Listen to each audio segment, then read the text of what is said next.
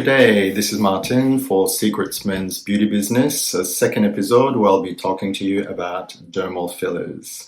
Dermal fillers, a big category of injectable agents that are used for enhancing natural features such as cheekbones or widening the jaw to make the chin more masculine or enhance lips if one is not blessed with full lips to start with.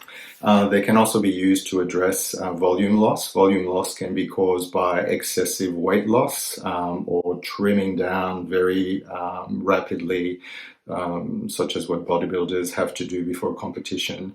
So that can leave the face looking very skeletal, a little bit harsh. And dermal fillers are great to replace this fat loss, which can also be genetic. Some people are genetically predisposed to age in a more gaunt manner. Some people are predisposed to be a bit fuller in the face. So this is something that can be assisting in keeping the face volume in the right places with age.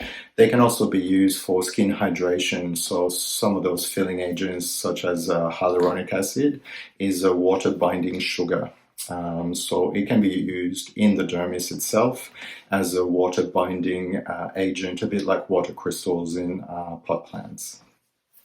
Now, I would put these fillers in larger categories, one being fully resorbable by the body, but also dissolvable immediately with the use of a different agent.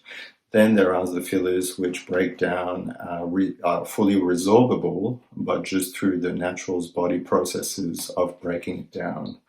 Then there are the collagen stimulators. These are fillers that will use the body's own collagen production mechanisms to stimulate those processes to create volume from within using one's own collagen.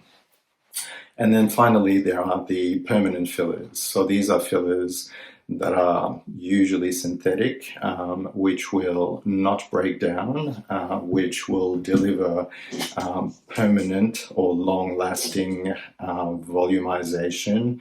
They are not resorbable with the body's own mechanisms, nor are they dissolvable using some external agent.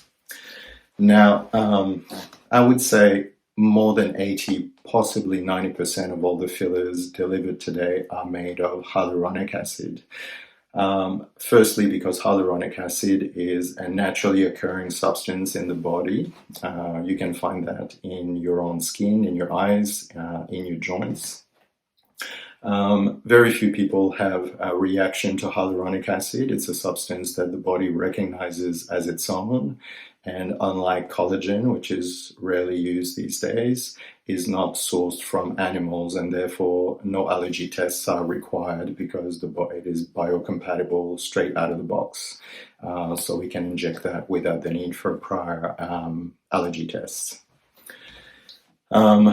Then also hyaluronic acid is long-lasting, can be manufactured in different thicknesses depending on what indication we want to use it for. A firmer consistency to be applied onto the bone to enhance cheekbones, widen the jawline, in thinner forms to replace fat loss, and in thinner form again to create hydration superficially into the dermis.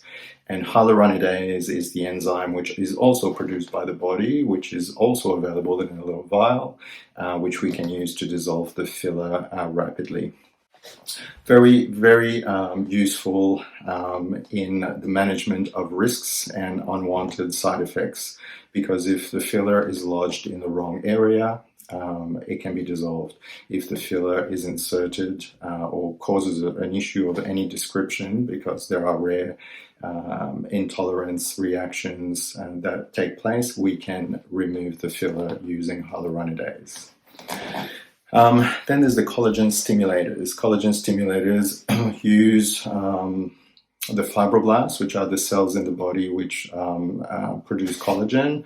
So they are substances which will stimulate those fibroblasts to go in overdrive to create volume using the body's own collagen production.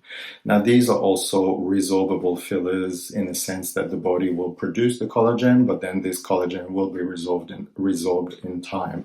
But they are not dissolvable immediately. So if there are any imperfections in the collagen production, you're stuck with it. You need to wait for the body to resolve this bump of filler or this misplaced volume in its own time. So that can be long if you don't like the results that have been produced. Then there's the permanent fillers. Now, these are very seldomly used in a country like Australia. Some countries are a bit less regulated, or some treatments are perhaps less recommendable treatments are available more broadly because of the cost saving. Now, there is no advantages other than a cost saving that may appeal someone to resort to something like a permanent filler, because when some problem arises, you also get permanent problems with them. They are not resolvable, and safety should come first when choosing to go down the cosmetic path. Vanity is not essential, it is a want, it is not a need, and therefore the safest path should be chosen when choosing to go to a procedure over another. Cost shouldn't come as a first priority. So what are the risks now that we're talking about them? Bruising happen or can happen every time you pierce the skin. Some tenderness can be there for a few hours to a few days. Swelling in some areas are worse than others. Infection, every time the skin is broken, some infection can take place, which can be managed with antibiotics. And finally, but the serious side effect that rarely happens, but that is can have serious consequences, is when the filler is injected into a blood vessel or an artery, causing the blood flow to not irrigate or to send nutrients and oxygenation to tissue, which can then cause tissue necrosis. Now, with hyaluronic acid, when picked in the right time, this is reversible. But with the more permanent fillers, this can have permanent consequences. So choose your practitioner carefully. Make sure that they use dermal fillers on a daily basis and have a fair bit of experience so that they know how to deliver a natural looking result, but also can address an issue when an issue takes place. See you next month.